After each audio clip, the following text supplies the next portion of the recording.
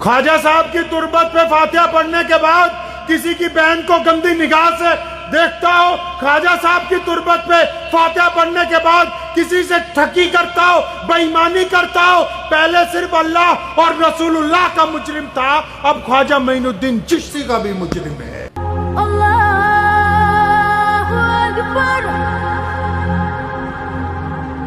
آپ نے دیکھا ہوگا یہاں بھی راجستھان میں تو بہت رواج ہے ماشاءاللہ، جیڑا کوئی آئے تو مولوی صاحب سر پہ ہاتھ رکھ دو۔ کوئی کرامت ہے مولویوں کے ہاتھ میں؟ ہم تو خود اپنے اللہ کے محتاج ہیں، سارا دن اسی سے مانگتے رہتے ہیں کہ اب یہ ہو گیا ایسا کر دے، یہ ہو گیا ویسا کر دے۔ آپ نہیں اللہ سے بات کر سکتے؟ آپ اپنے رب سے بات نہیں کر سکتے؟ کل بڑیاں آندی ہیں 500 روپے لے کے، مولوی صاحب دو ہی دے دیو، وہ جیدی اپنی بڑی گھر چ زندہ ہوئے وہ دعا نہ کرے تو کوئی مولوی دعا نہیں کر سکتا، وہ دے کوئی بابا اس کے لیے دعا نہیں کر سکتا۔ راجستھان تو بڑی عزت والا مقام ہے، کتنا بڑا ولی آرام کر رہا ہے، آپ کو اندازہ ہے کبھی کہ اللہ نے آپ کو کتنی اچھی روح زمین عطا فرمائی ہے؟ اتنے دھرموں کے لوگ، اتنے لوگوں کے اندر پیار اور محبتیں، اور اس زمین کے اوپر خواجہ معین الدین چشتی اجمیری رحمت اللہ علیہ کا موجود ہونا۔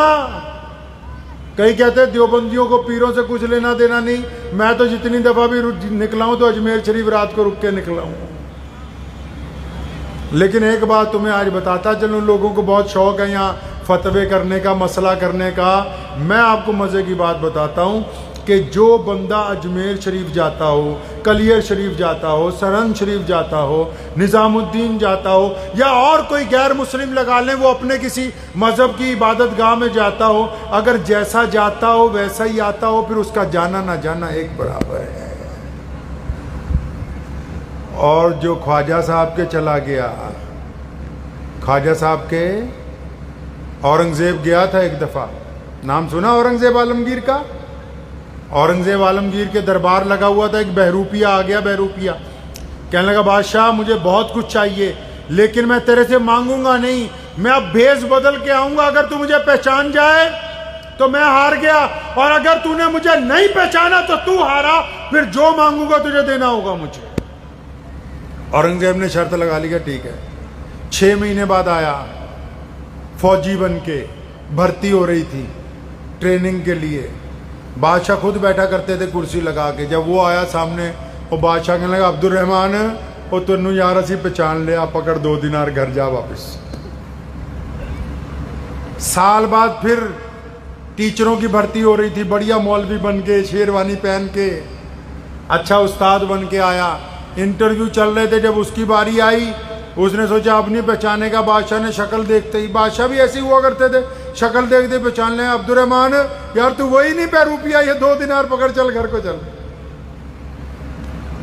چوتھی دفعہ بھکاری بن کے کھڑا ہو گیا، تیسری دفعہ کہیں بھکاری بن کے، بادشاہ جا رہا تھا مانگنے لگا، بادشاہ نے بھکاریوں میں سے ہاتھ پکڑ کے باہر نکالا کہ یار تو عبد الرحمن نہیں، یہ 2 دینار پکڑ چل گھر کو جا، کیا کر رہا ہے یار۔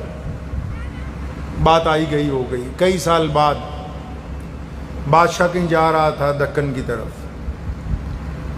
ایک پہاڑی رستے سے گزرا تو دیکھا ایک پہاڑی کی چوٹی پہ لائنیں لگی ہوئی لوگوں کی، ایک طرف سے جاتے ہیں دوسری طرف سے آتے ہیں۔ فوجیوں کو بھیجا، پوچھو کیا بات ہے؟ کہنے لگے جی اوپر ایک اللہ والا بیٹھا ہے، ایک بزرگ بیٹھے ہیں، ایک ولی بیٹھے ہیں، جس کے لیے ہاتھ اٹھا دیں، اور یہ سچ ہے، یہ جو میں بات آپ کو بتا رہا ہوں نا ولیوں والی، اللہ نے قرآن پاک میں کہا کہ جن کو ہم نے اپنا دوست بنا لیا اب ان کو کوئی ڈر کوئی نہیں، یہ حقیقت ہے۔ اگر ولی کسی کے لیے ہاتھ اٹھا کے دعا کر دے نا، قیامت برپا ہو سکتی ہے، اس کی پیٹھ نہیں لگ سکتی، اللہ اسی وقت دیں گے۔ اگر وہ اپنی بیوقوفی کی وجہ سے نعمت کھو دے وہ الگ بات ہے۔ اللہ کی ایک بڑی خوبصورت عادت ہے، پتہ ہے آپ کو اللہ کی کیا عادت ہے؟ جب کسی کو دیتے ہیں، علم دیتے ہیں، دولت دیتے ہیں، رتبہ دیتے ہیں، اللہ واپس نہیں لیتے۔ آپ نے پھر سنا ہوگا کہ بندہ فقیر بن جاتا ہے، وہ اپنے غرور کی وجہ سے کھو دیتا ہے، اللہ نہیں واپس لیتے۔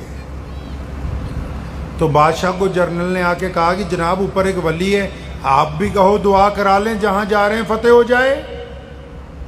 تو بادشاہ کہنے لگا یار وہ بھی اللہ والوں کو مانتا تھا. کہتا چلو چلو. اوپر گئے تو ولی کے جو سنتری تھے وہ بھی بڑے سخت تھے, کوئی بڑا اللہ والا ہوگا. کہنے لگا چاہے تو بادشاہ ہے, لائن میں آنا ہوگا. اورنگزیب بھی لائن میں لگ گیا. کافی دیر بعد باری آئی تو دیکھا اندر بڑا ہی خوبصورت نورانی چہرہ, اللہ اللہ کر رہا ہے, تسبیح ہاتھ میں. اندر گھستے ہی بادشاہ کو ایسے لگا جیسے واقعی اس جگہ پہ اللہ کی رحمت آ رہی, واقعی. دونوں زانوں پہ بیٹھ گیا بادشاہ. کہا حضرت میرے لیے دعا کر دیں, میں آگے جا رہا ہوں. فرمایا ٹھیک ہے جا, اللہ تجھے فتح دیں گے. کہ حضرت کوئی نصیحت کر دیں. کہ بس نصیحت یہی ہے, اگر فتح ملے ظلم نہ کرنا, ہار جاؤ تو گھبرانا نہیں. اتنا سنا بادشاہ بڑا خوش ہوا, واپس جانے لگا. دروازے میں جب چوکھٹ پہ پہنچ گیا تو ولی اللہ اپنی جگہ پہ کھڑا ہوا. کہا ہاں مترا آج نہیں پہچانے عبد الرحمان نو. کہتا آج پہ مارا ہاتھوں تیری دی. کہتا سر سے تاج اتارا, شرط ہار گیا. لوگ زبان کے پکے ہوتے تھے. بہروپیے کے پیروں میں اپنا تاج رکھ دیا اور ایک بات کہی.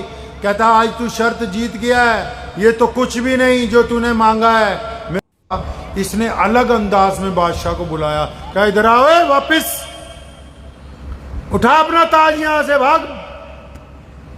بادشاہ خود اللہ کا ولی تھا, سمجھ گیا ہے درود شریف ہے اس چکر میں کہ ایک دن تو اورنگزیب نکلے گا, میرے پاس آئے گا, میں اورنگزیب کے گھٹنے ٹکا دوں گا. کہنے لگا میں یہ سوچتا ہوں کہ جھوٹ موٹ میں اللہ کا نام لیتا رہا, ہندوستان کے بادشاہ کا تاج میرے پیروں میں آ گیا. اگر میں دل سے اللہ کا نام لیتا تو کس مقام تک پہنچ جاتا. صرف جھوٹ موٹ میں نام لیتا رہا. تو مارز یہ کر رہا تھا. اورنگزیب گیا خواجہ معین الدین چشتی کی درگاہ میں فاتحہ پڑھنے کے لیے. تو جب سیڑھیاں چڑھ رہا تھا نا تو وہاں مانگنے والے بیٹھے ہوتے ہیں. انہوں نے ایک نے کہا بادشاہ کا لباس پکڑ لیا کہ خواجہ کے لیے کچھ دے جا, 20 سال ہو گئے میری آنکھیں نہیں آئی. اورنگزیب وہیں رک گئے. فرمایا اچھا وہ 20 سال ہو گئے تیری آنکھیں نہیں آئی, یہاں بیٹھا ہوا ہے. کہ ہاں کچھ دے جاؤ. اس نے سوچا بادشاہ دیناروں کی تھیلی دے دے گا, کوئی سونے کی تھیلا دے دیں گے. 2 سپاہی بلائے. کہنے لگے یار یہ 20 سال ہو گئے یہاں بیٹھا ہوا ہے, اس کی آنکھوں کی روشنی نہیں آئی, میں اندر جا رہا ہوں سلام کرنے. میرے آتے آتے اگر آنکھوں کی روشنی آ جائے ٹھیک ہے, نہیں تو اس کی گردن اتارو, ایک طرف کرو اس کی. بادشاہ اندر چلا گیا فاتحہ پڑھنے کے لیے. اب ہماری طرح کی تو فاتحہ نہیں تھی نا جی, جیسی آج کل فاتحہ پڑھتے ہیں بھائی, ادھر سے گئے ادھر سے نکل گئے. اللہ والے تو جب اللہ والوں کے جاتے ہیں پھر ان کی تار مل جاتی ہے اپنے رب کے ساتھ. بادشاہ جب کافی دیر کے بعد جب وہ اندر چلا گیا, ادھر یہ رو رو کے دعائیں کر رہا کہ یا اللہ آج اپنے نبی کے صدقے, آج معین الدین چشتی کی چوکھٹ کے صدقے, آج میری آنکھوں کی روشنی دے دے, ورنہ یہ آئے گا اس نے آتے میری گردن مار دینی, میری جان تو بچا لے میرے رب بس آج. بادشاہ سلامت جب باہر آئے اس کے سارے طبق روشن ہو گئے. اچھا کوئی لینس لگانے کی بھی ضرورت نہیں رہی. بادشاہ سلامت, لوگ کہتے ہیں اندھا تھا, ساری روشنی آ گئی, سب کچھ نظر آنے لگا بالکل صاف صاف. اورنگزیب نے کہا, کہتا اللہ والوں کے دربار کو بدنام کرتے ہو, نیت تمہاری اچھی نہیں ہوتی, نیت تمہاری اچھی نہیں ہوتی. تو سنو, جو لوگ خواجہ معین الدین چشتی کے دربار میں جاتے ہیں رحمت اللہ علیہ کے, وہ پہلے تو صرف اللہ اور رسول اللہ کے مجرم ہیں. قیامت والے دن کس کے مجرم ہیں جی؟ اللہ کے بھی اور رسول اللہ کے بھی. اور جس نے خواجہ صاحب کے تربت پہ کھڑے ہو کے فاتحہ پڑھی ہو پھر آ کے جھوٹ بولتا ہو. خواجہ صاحب کی تربت پہ فاتحہ پڑھنے کے بعد کسی کی بہن کو گندی نگاہ سے دیکھتا ہو, خواجہ صاحب کی تربت پہ فاتحہ پڑھنے کے بعد کسی سے ٹھگی کرتا ہو, بے ایمانی کرتا ہو. پہلے صرف اللہ اور رسول اللہ کا مجرم تھا, اب خواجہ معین الدین چشتی کا بھی مجرم ہے. یہ تم آسان سمجھتے ہو اللہ والوں کے دربار میں جانا؟ اللہ تبارک و تعالیٰ نے یہ دین عطا اس لیے کیا ہے. ہم کائنات میں یہ اتنی بڑی قوم بنی اسی لیے, ہم عزتیں بانٹنے آئے ہیں. رسول اللہ نے ہمیں عزتیں بانٹنے بھیجا ہے.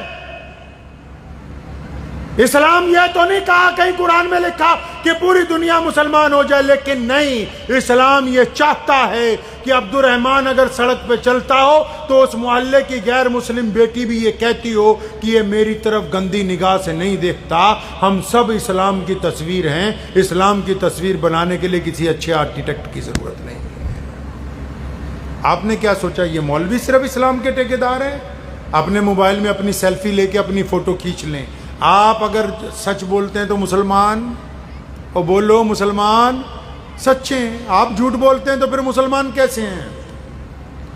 آپ کسی کی بیٹی کی طرف گندی نگاہ سے دیکھتے ہیں تو پھر اس کا الزام عبد الرحمن پہ نہیں ہے، اس کا الزام پورے مسلمانوں پر ہے۔ آپ کسی پر ظلم کریں گے اس کا الزام صرف آپ پر نہیں آئے گا، پوری قوم کے اوپر آئے گا۔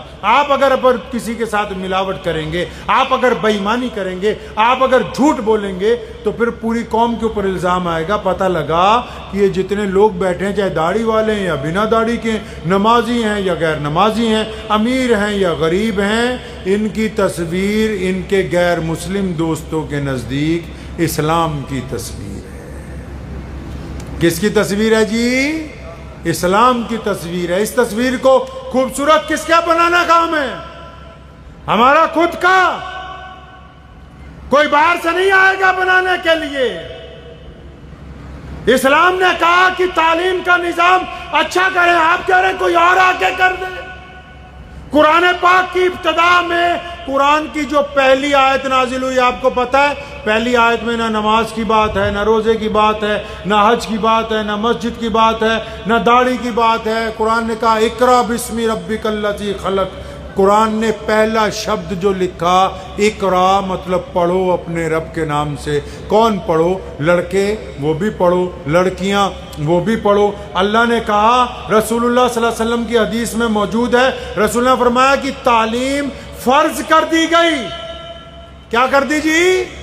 جیسے نماز فرض ہے ویسے تعلیم فرض کر دی۔ مولانا سے پوچھیں، بخاری شریف میں صحیح حدیث ہے، فرمایا میرے صحابہ اگر علم سیکھنے کے لیے چین جانا پڑے، کہاں جانا پڑے جی؟ چین۔ چین کہاں تھا؟ چائنا اس ٹائم۔ مکہ کہاں؟ چائنا 10,000 کلومیٹر، اور تب تو کوئی ہوائی جہاز نہیں، اور چائنا میں کوئی مدرسے کھلے ہوئے، اور چائنا میں کوئی شیخ الحدیث بیٹھا، چائنا میں کوئی بڑے بڑے مولوی پیدا ہوئے۔ مسلمانوں کے نبی کہتے ہیں محمد رسول اللہ کہ مسلمانوں علم